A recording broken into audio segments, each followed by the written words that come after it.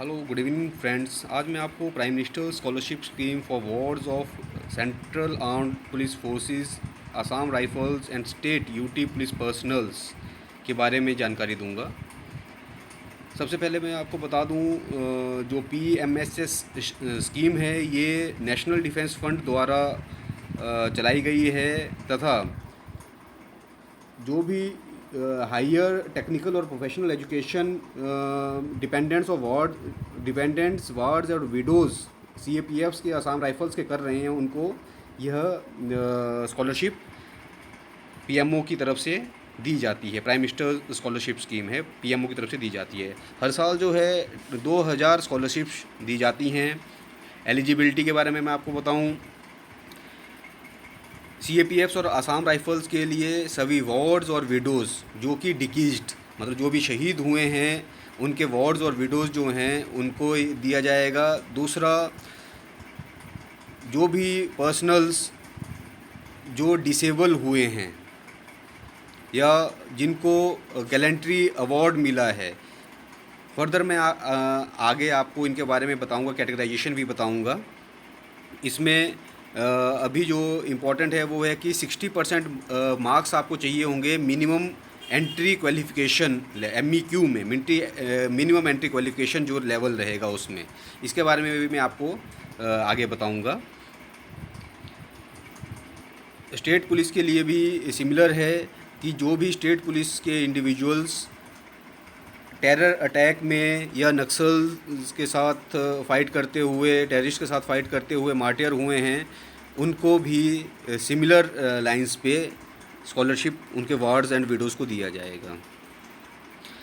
अब यहाँ पे है प्रेफरेंस किस तरह से दिया जाएगा। इसमें सीएपीएफ और असम राइफल्स के पर्सनल्स को कैटेगराइज़ किया है ए से लेके जी तक। कैटेगरी ए में वार्ड्स विडोज़ ऑफ सीएपीएफ और असम राइफल पर्सनल्स आएंगे जो कि शहीद हुए हैं एक्शन के दौरान। एक्शन के दौरान मतलब कोई भी लाइव ऑपरेशन जिसमें कि टेररिस्ट और नक्सल्स को खदेड़ते हुए, नक्सल के साथ फाइट करते हुए वो उन्होंने अपना सुप्रीम सेक्रीफाइस दिया है, शहीदी प्राप्त की है, शहीद हुए हैं इस देश के लिए, वो कैटेगरी ए में आएंगे। कैटेगरी वी में आएंगे ऐसे लोग जो कि एक्शन के दौरान डिसेबल हुए हैं, जिन्हें की डिसेबिलिटी हुई है किसी भी तरह की। कैटेगरी सी में आएंगे जो कि अदर गवर्नमेंटल ड्यूटीज़ में, जैसे कि कंडक्ट ऑफ इलेक्शंस और इस तरह के ड्यूटीज़ में जो शहीद हुए हैं, वो कैटेगरी सी में आएंगे। कैटेगरी डी में जो डिसेबल हुए हैं अदर गवर्नमेंटल ड्यूटीज़ में, वो आएंगे। कैटेगरी ई में आएंगे जो भी एक्स CAPFs और AR पर्सनल्स हैं जिन्हें कि गैलेंट्री मेडल मिला है, उनके वार्ड्स। कैटेगरी एफ में आएंगे wards of ex CAPFs and AR personnels जो PVOR हैं।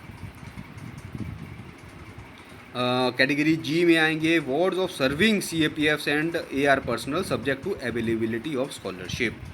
तो अगर स्कॉलरशिप अवेलेबल होगा तो कैटेगरी जी को दिया जाएगा। सिमिलरली स्टेट पुलिस के लिए भी जो भी मार्टियर्ड हुए हैं टेरर और नक्सल अटैक के दौरान, उनको स्कॉलरशिप प्रदान की जाएगी। अभी ड्यूरेशन ऑफ स्कॉलरशिप जो है वो अप टू 5 ईयर्स तक है, मतलब मैक्सिमम 5 साल के कोर्स के लिए दी जाएगी। अमाउंट ऑफ स्कॉलरशिप जो है 3000 गर्ल्स को पर मंथ और 2500 पर मंथ बॉयज़ के लिए, मतलब 36,000 रुपया लड़कियों के लिए और 30,000 रुपया लड़कों के लिए एनुअली, सालाना। अब MEQ जो मैंने आपसे पहले बात किया था, तो MEQ 60% मार्क्स चाहिए होंगे आपको, जैसे +2 डिप्लोमा ग्रेजुएशन। तो प्रोफेशनल कोर्स के लिए अगर आप MBBS करना चाह रहे हैं, BE BTech करना चाह रहे हैं, तो उनके लिए आपका MEQ जो मिनिमम एजुकेशन क्वालिफिकेशन रहेगा वो +2 रहेगा। और अगर आप BEd या MBA करना चाह रहे हैं, मास्टर्स करना चाह रहे हैं, तो उसके लिए आपका MEQ आपका ग्रेजुएशन रहेगा।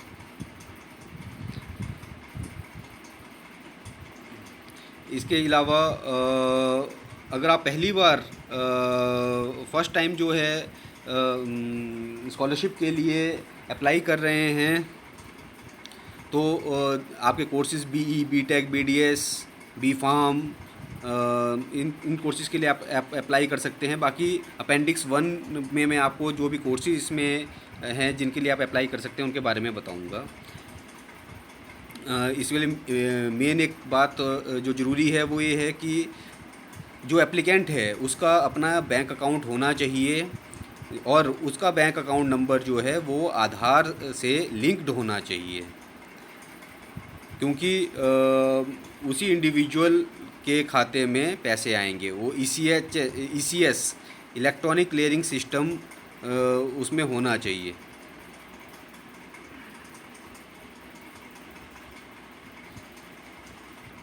इसके बाद जो इम्पोर्टेंट चीज़ इसमें है कि कौन कौन से डॉक्यूमेंट रिक्वायर्ड होंगे एनएसपी 2.0 पीएमएसएस में, वो हैं आपका सबसे पहले सर्विस सर्टिफिकेट।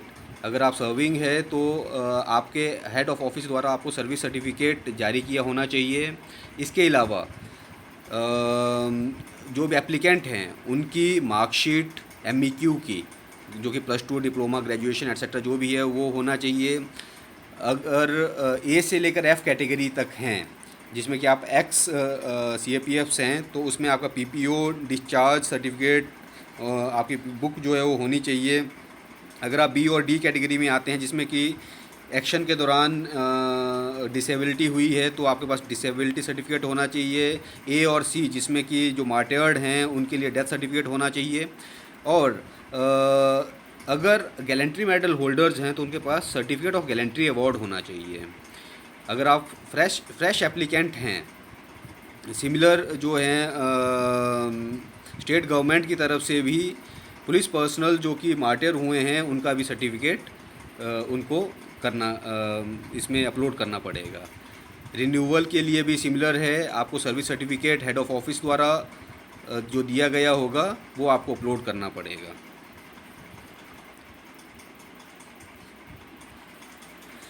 इसमें इम्पॉर्टेंट जो है वो है कि टोटल रिस्पॉन्सिबिलिटी है वो एप्लीकेंट की है। किसी भी स्टेज में अगर इनएलिजिबल पाया गया तो उनको स्कॉलरशिप से ब्लैकलिस्ट किया जा सकता है, उनकी स्कॉलरशिप को कैंसिल किया जा सकता है।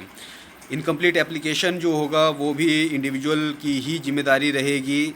टोटल एप्लीकेशन जो है दिए गए या पूछे गए कॉलम्स में इंडिविजुअल को भरना होगा। और सबसे इम्पॉर्टेंट, इंडिविजुअल को अपना मोबाइल नंबर और ईमेल एड्रेस डालना ज़रूरी है, अनिवार्य है, ताकि उनको कांटेक्ट किया जा सके। इसके अलावा पेमेंट ऑफ स्कॉलरशिप जो रहेगा वो DBT माध्यम से रहेगा, डायरेक्ट बेनिफिट ट्रांसफ़र रहेगा इंडिविजुअल को। अब सबसे इम्पोर्टेंट बात जो है हाउ टू अप्लाई।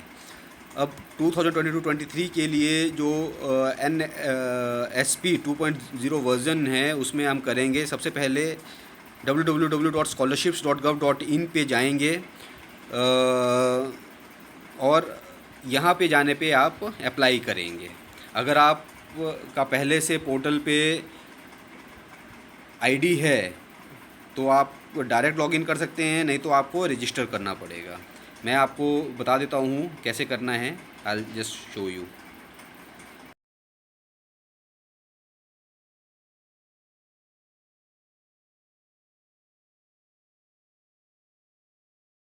का ओपन हो जाएगा, इस तरह से आपको पोर्टल दिखेगा। इसमें आप एप्लीकेंट्स कॉर्नर पे आ जाएं। एप्लीकेंट्स कॉर्नर पे न्यू रजिस्ट्रेशन एक आपको दिख रहा है या फ्रेश एप्लीकेशन आपको दिख रहा है, तो आप न्यू रजिस्ट्रेशन में भी जा सकते हैं, फ्रेश एप्लीकेशन में भी जा सकते हैं। जैसे आप जाएंगे तो आपसे लॉगिन ID एट्सेट्रा मांगेगा। अगर आपके पास लॉगिन है, पहले से आपने कर रखा है, तो आप डायरेक्ट लॉगिन ID डाल के कर दें, नहीं तो आप न्यू स्टूडेंट या रजिस्टर हियर भी कर सकते हैं। रजिस्टर हियर पे जब आप करेंगे तो आपसे डिफरेंट थिंग्स मांगेगा, जैसे कि इसमें आपको दिख रहा है आपका बैंक अकाउंट, ईमेल ID, ये सब चीज़ें आपके पास पहले से आपको तैयार करके रखना है। और उसके बाद जब ये सब चीज़ें हो जाएंगी तो फिर आप इसमें कर देंगे कि I have read understood all the guidelines, I am aware of more than application, if one or more application in my name is found then it will be rejected. उसके बाद आप कंटिन्यू कर देंगे। कंटिन्यू करने के बाद जो भी आपका फ्रेश रजिस्ट्रेशन है तो जो भी आपको कॉलम्स दिखाई दे रहे हैं इनको आप कंप्लीट कर दीजिए, फिल कर दीजिए। आपका अकाउंट नंबर एट्सेट्रा कैप्चा डालेंगे आप, कैप्चा डालने के बाद आप रजिस्टर कर दीजिए। रजिस्टर करने के बाद आपका रजिस्ट्रेशन हो जाएगा। आपको फिर से पोर्टल पे जाना है और लॉगिन करना है। इसके बाद online process flow of scholarship इस तरह से रहेगा कि एप्लीकेंट की जिम्मेदारी रहेगी कि एप्लीकेंट सब चीज़ों को, डॉक्यूमेंट्स को फिल करे। फिल करने के बाद जो है कॉलेज, इंस्टीट्यूट और जो यूनिवर्सिटी है उनका काम रहेगा, फिर CAPFs का काम रहेगा, बाव का काम रहेगा, MHA का रहेगा, MPF और NSP का रहेगा। ये मैं आपको अभी बताऊंगा। जो शेड्यूल रहेगा वो इस तरह से है कि जो भी एप्लीकेंट है वो 20 जुलाई से लेके 31 अक्टूबर तक अपना online registration, online application fill करे। उसके बाद जो भी कॉलेजेस हैं, इंस्टीट्यूट्स हैं, वो स्क्रूटनी करेंगे, फिर अपना कन्फर्मेशन 1 नवंबर से 15 नवंबर तक देंगे। उसके बाद CAPFs द्वारा सेम चीज़ स्क्रूटनी और वेरिफिकेशन किया जाएगा 16 नवंबर टू 30 नवंबर। मेरिट लिस्ट प्रिपेयर होगी 1 दिसंबर टू 10 दिसंबर। उसके बाद MHA से PMO को प्रोसेस किया जाएगा फॉर सैंक्शनिंग, वो 11 दिसंबर टू 20 दिसंबर होगा। पेमेंट फाइल जनरेशन वो 21 दिसंबर टू 31 दिसंबर। उसके बाद डिसबर्समेंट ऑफ स्कॉलरशिप अमाउंट वो 1 जनवरी टू 15 जनवरी तक कर दिया जाएगा। और 30 जनवरी को ऑनरेबल प्राइम मिनिस्टर द्वारा जो है अप्रोप्रिएट लैंग्वेज में सभी को पर्सनल लेटर्स डिस्पैच किए जाएंगे। इसके अलावा जो प्रोफेशनल और टेक्निकल डिग्रीज़ और कोर्सेज़ हैं वो इस तरह से हैं, आप इनको देख सकते हैं। इनमें से जिसमें भी आप आते हैं या जो भी आप प्रोफेशनल डिग्री कर रहे हैं तो आप अप्लाई कर सकते हैं इनके लिए। टोटल एक कोर्सेज़ हैं आपके, प्रोफेशनल कोर्सेज़ हैं, हायर स्टडीज़ प्रोफेशनल कोर्सेज़ हैं, इनके लिए आप अप्लाई कर सकते हैं। मैनेजमेंट कोर्सेज़ हैं, BBA, MBA, BCA।